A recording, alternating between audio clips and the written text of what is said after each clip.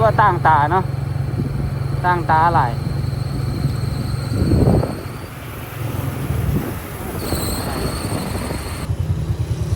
ทักทายสบายดีทุกคน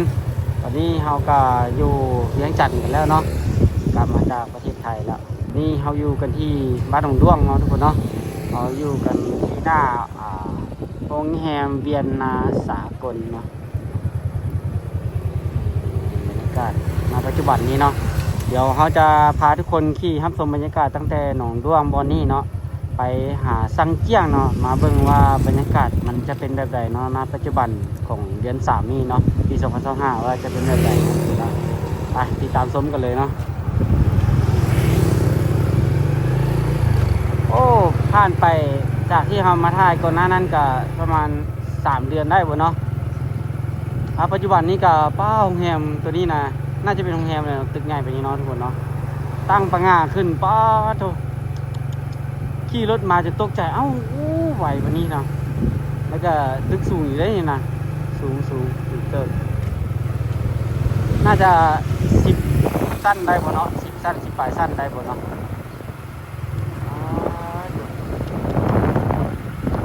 พอดีแถวสี่แยกไฟแดงเลยได้ทุกคนสี่แยกไฟแดงลงมาส่งเอาสิพาทุกคนขี่ไปเพื่ออะไรเนาะสังเกียงไปรถสังเกียงเบิ่งตอนบรรยากาศช่วงตอนบ่ายนะบรรยากาศจะเป็นแบบไรเนาะปัจจุบันนี้ก็โอ้รู้สึกว่าต่างตาเนาะต่างตาหลาย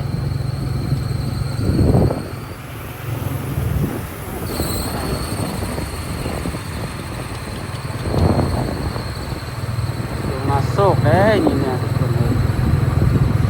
มาโศกละ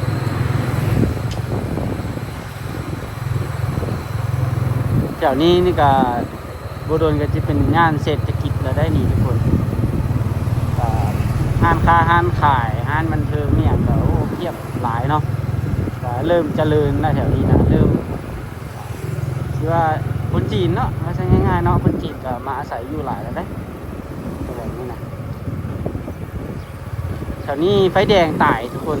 บ่มีไฟแดงโดนเติบเลยได้ไฟแดงสี่แยกโดนโศกนี่นะนี่ก็จะเป็นอาคารที่2เนาะกับอาคารที่3ซ้ายมือเราทางซ้ายทางขวา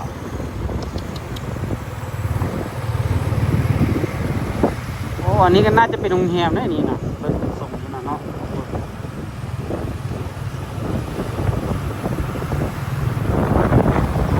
ที่ห้างแล้วก็น้อยกันเป็นคิวโรงแรมขึ้นมา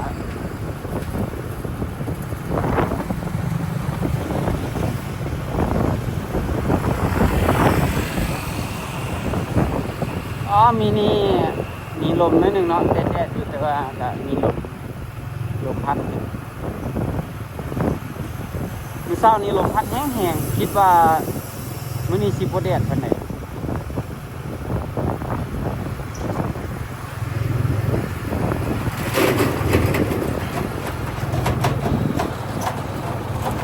ดีมากนะสาขา2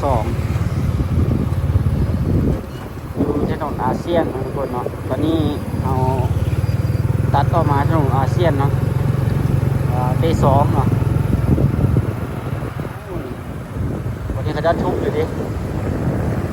ร้านขายพวกเครื่องไปพวกบ่อแห้พวกนี้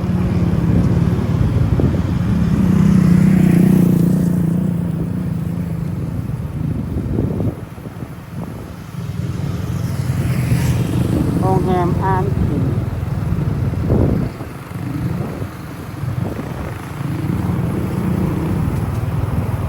บรรยากาศช่วงบ่ายนะทุกคนเนาะ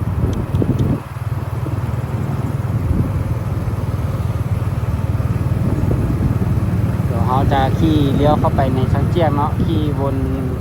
เบิ่งจังห้อมนึงว่าจะเป็นแบบไหนแล้วเนาะ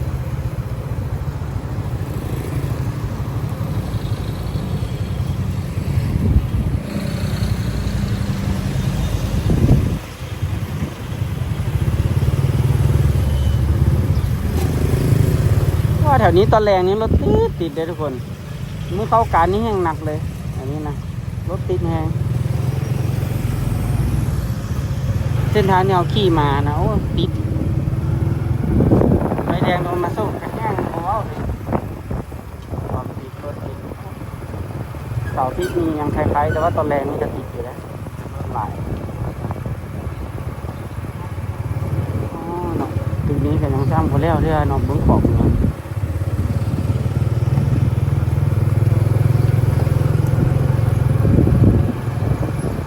การตอนเช้าห้านปิ้งนี่ขายเฉพาะตอนแรงเนาะบางห้านเท่านั้นเนาะ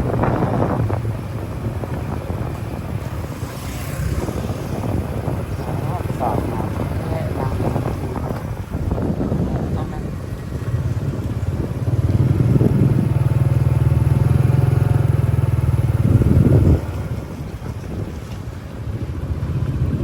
สองเที่ยงวันที่สามเหลี่ยมหรือว่าจะเป็นสามเหลี่ยมสองนะผมอ๋อโตกว่าโต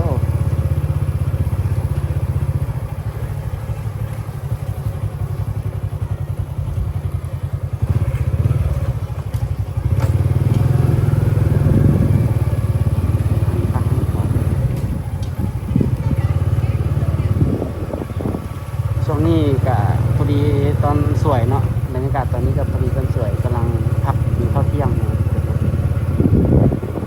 หลายคนก็กินข้าวเที่ยง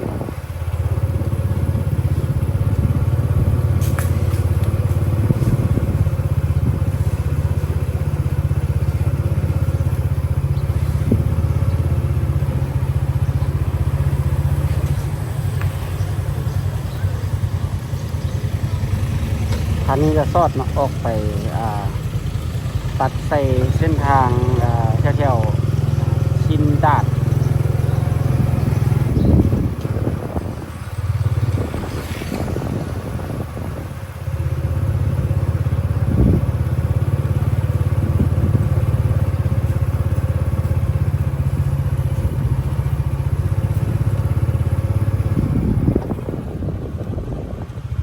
ก่อสร้าง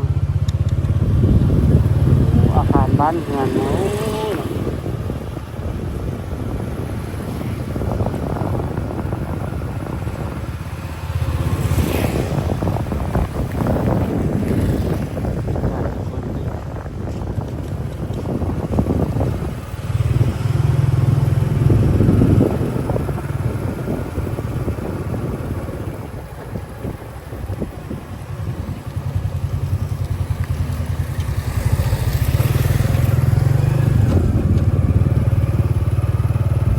คนสวยคนมากินข้าวหมูนี่ก็หลายเลยเนี่ย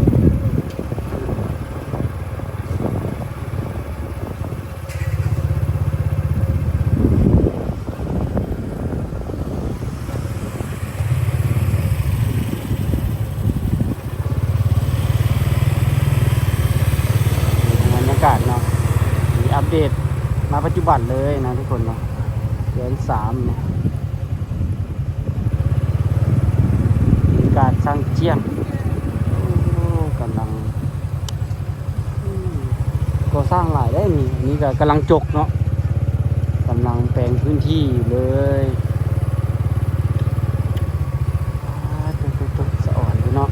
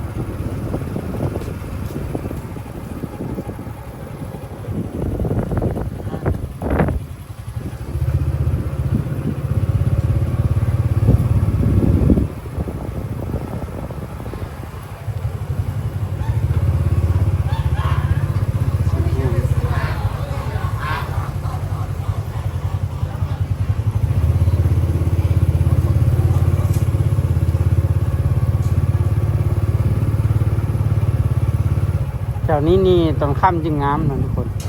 เราใต้ไฟนี่งามมาก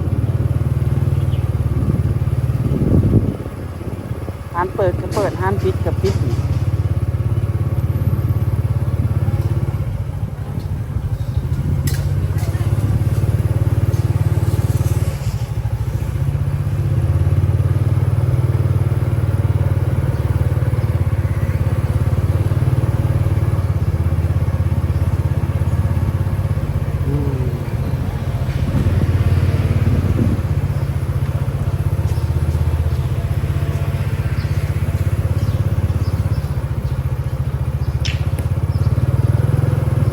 เดี๋ยว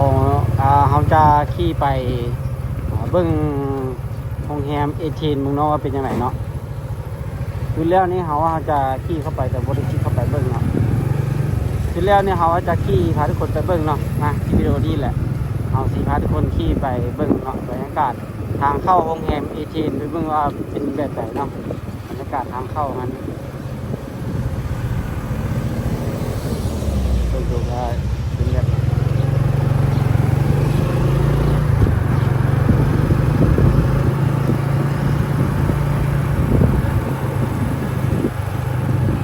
ผู้ชายผู้สาวที่เข้ามาออกผู้ชายผู้สาวที่เข้ามาในเมือง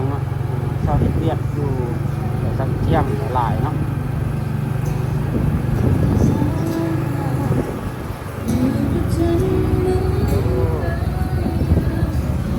นี่เนาะโรงแรมเอเธนส์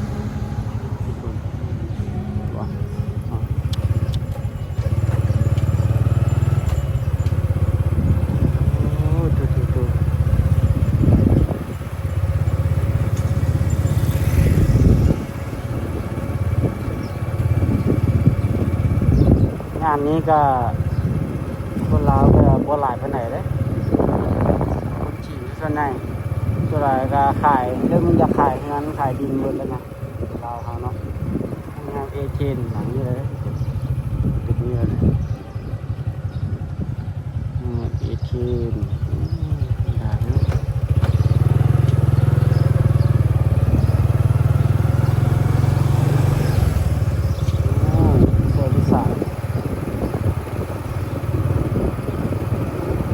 สาวมาให้เรียกหลายเลยอยู่นี่นะ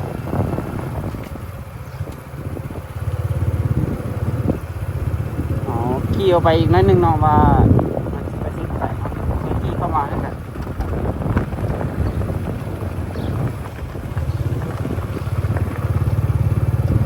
เราเจริญสิ่งเราเจริญสิ่งหรือเจริญสนนี่แหละนะโอ้เป็นบริษัทแล้ว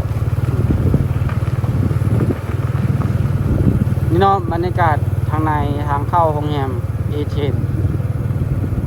น่าจะสุดสนี่เลยเนาะถ้าเข้าไปนี่ก็จะเป็นพื้นที่ส่วนบุคคลแหละที่ส่วนตัวบริษัทลาวเจริญสินมีทางไปได้ดี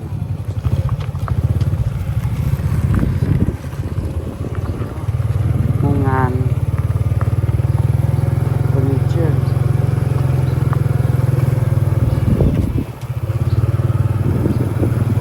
ประมาณนี้เราได้เนาะแต่ว่าบรรยากาศทางในโรงแรมนี่เราน่าจะบ่ได้ขี่เข้าไปแบบเนาะเขาขี่เข้ามาเบิ่งภายในซอยที่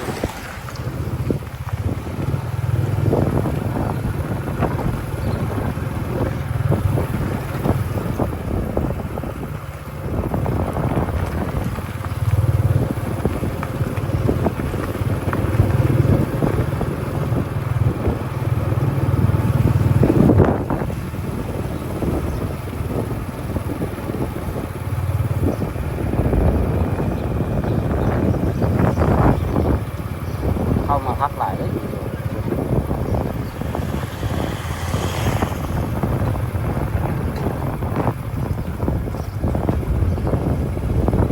ตามที่แนมเบิ่งเนาะมันก็มีห้างร้านแบบ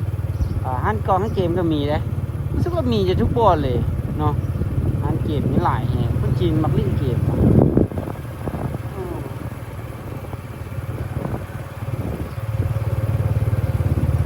การขายดินขายเงินเต็มแบบนี้ก็ได้